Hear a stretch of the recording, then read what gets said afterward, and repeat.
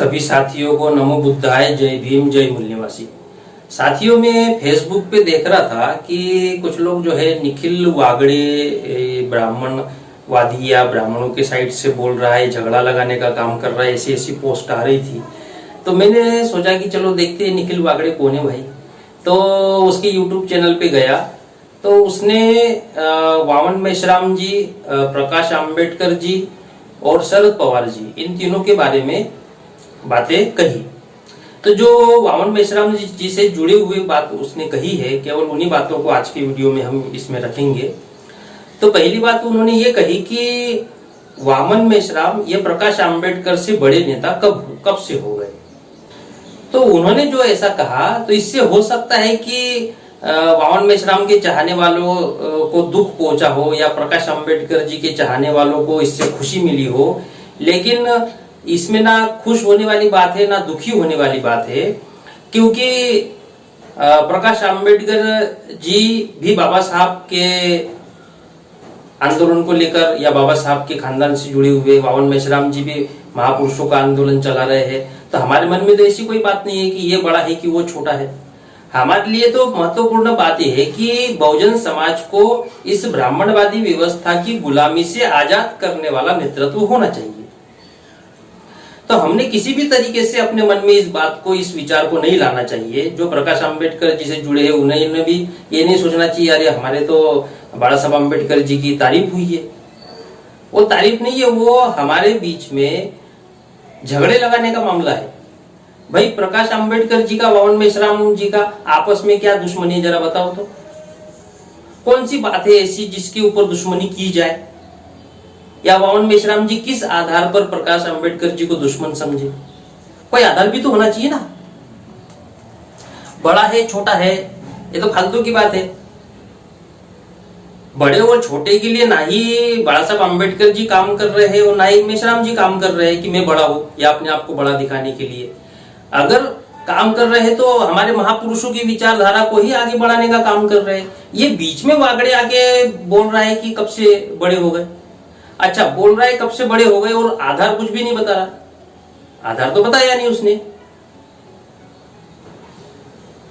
तो ये कुल मिला के झगड़े लगाने का काम है, इससे हम लोगों ने बचना चाहिए। इसमें ना खुश होने वाली बात है ना ही दुखी होने वाली बात है, क्योंकि उनका काम ही है चिंगारी लगाने का। वो चिंगारी लगा रहा था। तो इस पॉइंट पे तो मैं इतना ही कहना चाहूंगा कि राजनीतिक क्षेत्र में या सामाजिक क्षेत्र में जो गठबंधन है, उस गठबंधन में परिस्थिति के अनुकूल वो गठबंधन किया जाता है, छोड़ा जाता है, कोई बात नहीं, लेकिन आपस में किसी प्रकार का द्वेष नहीं रखा जाता। द्वेष और बैर भावना रखने का कोई मीनिंग है नहीं उसमें। अब जब स्टालिन ने सनातन धर्म के बारे में कहा तो आपने बाबा साहब आंबेडकर जी का वो इंटरव्यू अगर देखा होगा तो उन्होंने तो उस बात का समर्थन किया। उन्होंने कहा कि हमारे मतलब बाबा साहब आंबेडकर ने तो बौद्ध धर्म स्वीकार किया था, हमने तो 1956 में ही इसे बीमारी घोषित कर दिया, इसलिए उसको छोड़ के आ गए। तो गलत नहीं कहा, ये तो कहा। तो वैचारिक रूप से तो महापुरुषों की विचारधारा को ही फॉलो कर रहे हैं ना। तो ये सवाल ही पैदा नहीं होता कि वो छोटे हैं या बड़े हैं, या मैं बड़ा हूं या छोटा हूं। कुल मिला के हम लोगों को मिलजुल कर इस देश में परिवर्तन का काम करना होगा। तो हो सकता है कल चल के बाबा साहब आंबेडकर जी राष्ट्रीय परिवर्तन मोर्चा के साथ में मिलकर राजनीतिक क्षेत्र में आगे काम करें, ये भी हो सकता है। तो ये जो है केवल मात्र आपस में भिड़ाने का, लड़ाने वाला काम है। इस बात को तो मान्यता नहीं दी जा सकती। दूसरी बात जो निखिल वागड़े ने कही वो ये है कि शरद पवार जी ने वामन मेश्राम जी को अपने करीब ले लिया और प्रकाश आंबेडकर जी को दूर कर दिया। उन्होंने मराठी में कोई सा तो भी शब्द यूज किया, तो वो शब्द कौन सा था पता नहीं, उसका मीनिंग भी नहीं पता, लेकिन एक शब्द उन्होंने यूज किया था कि शरद पवार ने जो है उनको बाबा साहब आंबेडकर जी को अलग हटा दिया या वामन मेश्राम जी को करीब कर लिया। तो इस पॉइंट में भी कोई दम नहीं लगता है। कारण ये है कि शरद पवार जी जो है उन्होंने जो सत्यशोधक सम्मेलन पुणे में रखा गया था वहां पर वो शामिल हुए थे, तो वो कोई राजनीतिक कार्यक्रम नहीं था बल्कि वो सामाजिक कार्यक्रम था। सत्यशोधक समाज को आगे बढ़ाने वाला कार्यक्रम था। तो उस कार्यक्रम में कोई पॉलिटिकल चर्चा तो हुई नहीं, वो तो सामाजिक रूप से सत्यशोधक समाज को बढ़ाने का कार्यक्रम था। फिर भी वागड़े अगर ऐसा कह रहा है तो वो जो है प्रकाश आंबेडकर जी और शरद पवार जी जो है वो इन दोनों के बीच में उलझाने का मामला पैदा कर रहा है कि वो दोनों की आपस में नहीं हो रही है या उन्होंने नहीं बुलाया, वामन मेश्राम जी के करीब चले गए वगैरह वगैरह।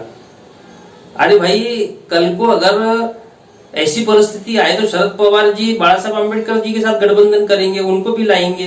परिस्थितियों के ऊपर निर्भर करता है।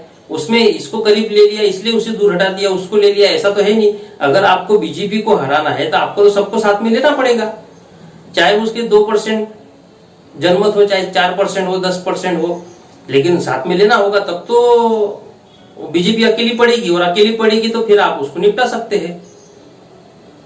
तो वामन मेश्राम जी की वजह से ऐसा हो गया और उन्होंने वैसा कर दिया, ये सब फालतू की बातें करने की कोई जरूरत तो है नहीं। वामन मेश्राम जी का अपना बहुत बड़ा महान कार्यक्रम अपना चल ही रहा है। अभी आज के तारीख में आप देखो, महाराष्ट्र में महिला सम्मेलन है, उधर क्षत्रिय मूल्यवासी महासंघ का सम्मेलन है, उधर गोरखपुर में विद्यार्थी मोर्चा का सम्मेलन है, कल महाराष्ट्र बंद है, 26 नवंबर को चुनाव आयोग पे रैली है। उनका तो अपना काम चल रहा है, वो किसी के रुकने से तो रुकने वाले है नहीं। तो मुझे जहां तक लगता है वागड़े जो कह रहे हैं वो केवल हम बहुजनों में, जो बहुजन समाज के लोग हैं उन बहुजनों में केवल मात्र बैर पैदा करने का काम कर रहे हैं।